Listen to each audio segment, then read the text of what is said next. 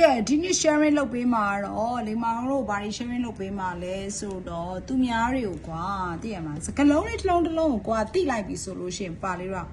ဘာလို့ကိုလဲကိုယ့်ကိုစဉ်းစားတက်ရမယ်เนาะအမျိုးအခုခေတ်ကျတော့ကလေးတွေက phonics တွေပါတယ်တင်ကြတယ်ဘာလို့ကျတော့နည်းနည်းအချိန်မပေးနိုင်တော့ဘူးဆိုရင်ကိုယ့်ရဲ့ဖျားသခင်ပေးထားတဲ့အုံနောက်ကလေးကိုကြည့်ပြီးတော့စဉ်းစားရမယ်ဘယ်လိုမျိုးလဲတိချင်ချာဥပမာကွာဒါလေးတွေကိုသိထားပိုကောင်းတယ်ဗျာဘာလေးလဲဆိုတော့ ALL all လို့ဘာလေးတော့သိထားပြီလေတစ်လုံးကိုမမှန်ကန်ကန်လေး ALL all ကိုသိထားရင်မေးကြည့်လိုက် TALL ဆိုရင်မပြောတတ်တော့အဲ့ဒါဘာဖြစ်လို့လဲဆိုတော့ phonics မရလို့ T ဆိုရင်ထပ်စင်နူးတန်လေးအဲ့ဆိုရင် tap all tall M ဆိုရင်ကျတော့မြန်မာစကားမှာဆိုမအတန်လေးမ all moreကဲပြောပြီးသားတစ်ချက်စီဆိုရင်ကျတော့မြန်မာမှာဆိုခဝေးတန်လေးခ all call ရ mall ဆိုတာ shopping mall ကိုပြောတာ tall ဆိုတာအရင်မြင့်တာကိုပြောတာเนาะ all ဆိုတာအားလုံးအဲ့တော့ all လေးတစ်လုံးသိလိုက်တာ ਨੇ ပါလေးတော့ဒီလိုမျိုးအတန်ထွက်တွေဟိုဖြစ်လာတဲ့အရာလေးတွေကိုပြောင်းလဲလာတာကိုပါလေးတော့ခံစားတတ်ရမှာကွာဥပမာကျတော့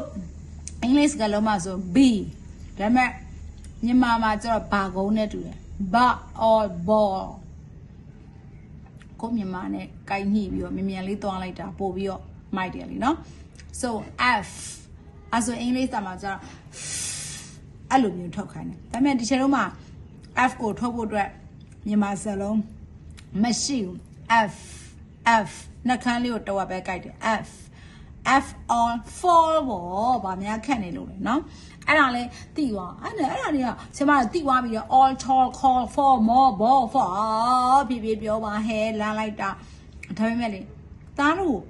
SMALL ကြရင်ရောဆိုရင်မထွက်တတော့ဗျာမူအဲ့ခါကျရင်ကိုယ့်ရဲ့ဓာလေးကိုတစ်ချက်စဉ်းစားပါကိုငယ်တော့တင်ခဲ့ရတဲ့စလုံးလေးတွေနဲ့အခုတွေ့တဲ့စလုံးလေးတွေကိုအဆက်ပြီးတော့တွေးတတ်အောင်လို့ဗာလဲဆိုတဲ့အခါကျတော့ခုနမ or mall တည်တယ်လေဒါဆိုရင် SMALL ဆိုရင် small တည်ရမှာပေါ့ပြီးရင်တော့ food stall ဆိုတာ STALL tall တည်ရင်အင်္ဂလိပ်စာမှာ S မြန်မာစလုံးဆိုရင်စာလုံးနဲ့တူတယ် or เนาะအဲ့လိုမျိုးပေါ့နော်အဲ့တော့ S တဲ့ tall ရဲ့ပေါင်းလိုက်တဲ့ကမှာ stallအဲ့ဆိုမုံဈေးတန်းတို့ food stall တို့ပါတော့အဲ့လိုမျိုးသုံးတာပေါ့နော်အဲ့တော့ပပလေးတို့က WELL well ဆိုတာသိတယ် well သိတယ်ဆို tell သိရမယ် sell ခါတော့ကိုမရှိရ sell လေးလေဒီချေတို့အသက်ရှင်အောင်လုပ်ပေးရ sell BELL bell FELL fell ပြုတ်ကြတယ်ခွေးကြဝဲကြပြုတ်ကြတယ် SELL sell ရောင်းနေအဲ့ဆိုရင်smell အနံ့ရတယ်spell SPELL spell ဆိုရင်စလုံးပေါင်းတယ်